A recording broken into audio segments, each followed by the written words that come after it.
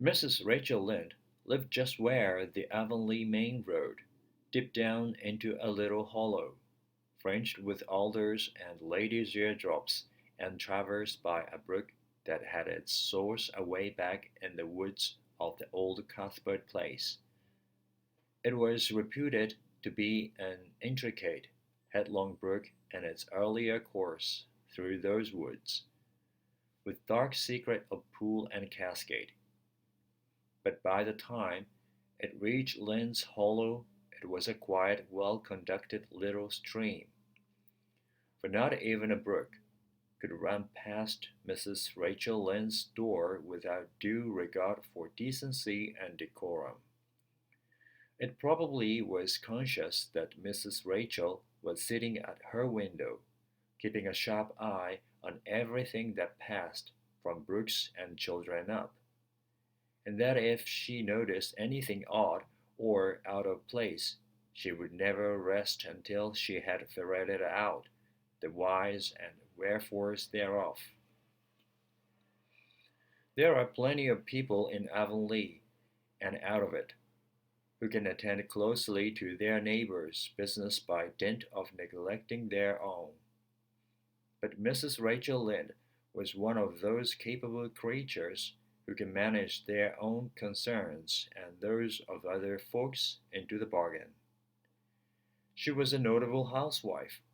Her work was always done, and well done.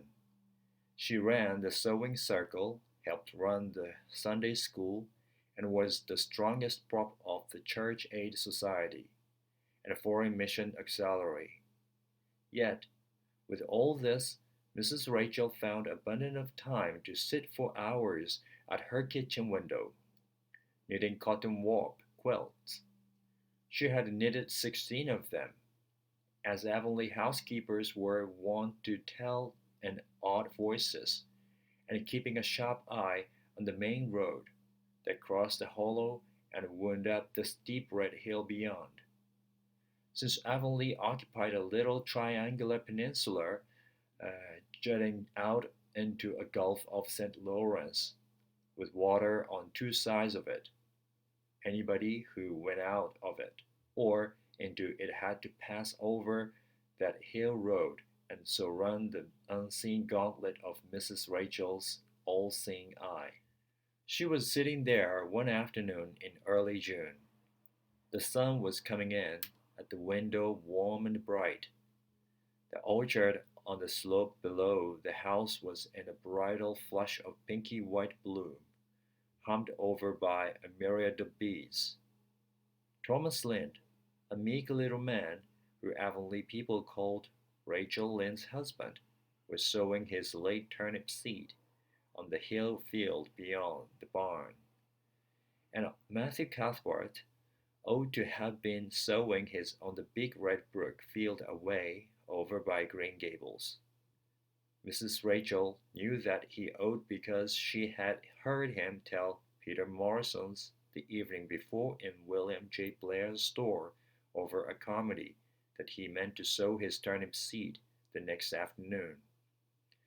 Peter had asked him, of course, for Matthew Cuthbert had never been known to volunteer information about anything in his whole life. And yet, here was Matthew Cuthbert at 3:30 on the afternoon of a busy day, placidly driving over the hollow and up the hill. Moreover, he wore a white collar and his best suit of clothes, which was plain proof that he was going out of Avonlea. And he had the buggy and the sorrel mare, which betokened that he was going a considerable distance. Now where was Matthew Cuthbert going, and where was he going there? Had it been any other man in Avonlea, Mrs. Rachel deftly putting this and that together might have given a pretty good guess as to both questions. But Matthew so rarely went from home that it must be something pressing and unusual which was taking him. He was the shyest man alive, and hated to have to go among strangers, or to any place where he might have to talk. Matthew dressed up with a white collar and driving in a buggy was something that didn't happen often.